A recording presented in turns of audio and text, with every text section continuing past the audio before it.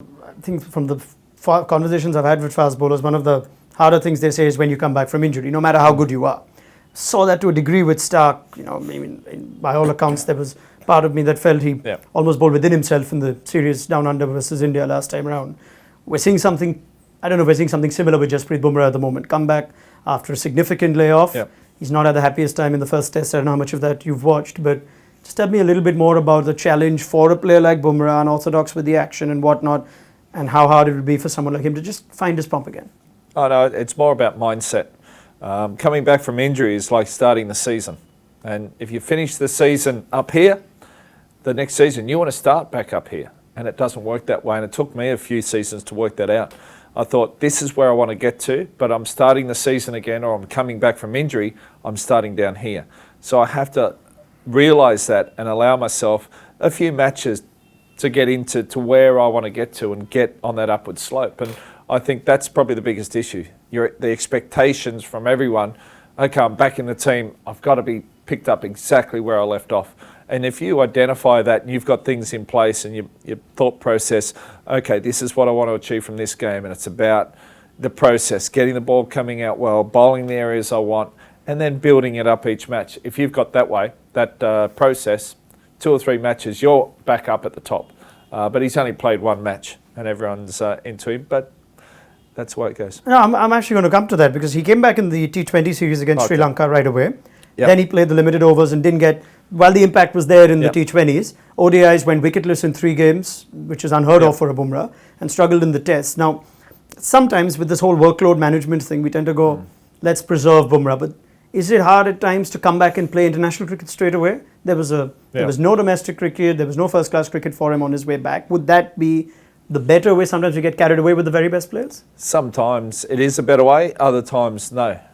It's about the player themselves and sort of where they're at and what they're looking to achieve. To me, it's more how well did he bowl. Did he bowl a heap of rubbish? Then, okay, maybe there's a few issues. Did he bowl well? Didn't take a wicket?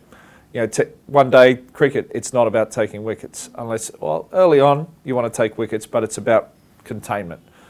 T20 cricket, sort of similar. So it's about how well he's bowling. So sometimes come back in Shield cricket for Australian or Ranji Trophy or what have you over here.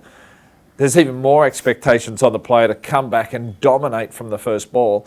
And if it doesn't, then there's more pressure. So it comes back to the individual and how well he handles it, how well he knows himself, and how well he's done it previously. So, Jasprit Bumrah, he's still quite young. He's had a couple of good seasons, but yeah, this will be the making of him. Yeah, how he comes back now. Where he learns the most now. Is there a tendency for the modern day fast bowler to be overly protected or mollycoddled by the board? There was a time at the BCCI told Mohammad Shami he can play for Bengal, but he can only bowl those many overs. With Mitchell Stark as well, there was severe maintenance of how much he could even bowl. At times, would it not be better for a bowler to just keep bowling?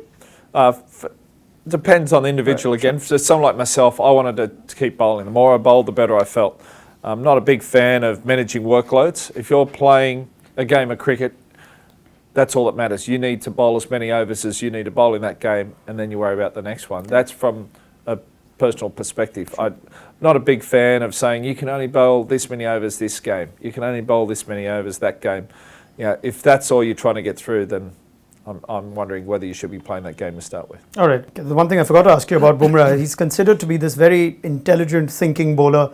I mean, you'd say all of them are, but... Well, just say bowler. You don't have to say intelligent thinking bowler. All right, just say fast bowler. He's quite articulate about his thoughts when he talks about his bowling. He seems to be someone who doesn't need to be told. And that's even when he's at a young stage. He's still very early in his test career, and he's, you could say he's adapted so well in South Africa, England, Australia in the span of 1 year. But when a bowler like that goes out of form, is it sometimes harder because he has to rely on himself? Well, a bowler or any cricketer needs to rely on themselves anyway. Right, sure.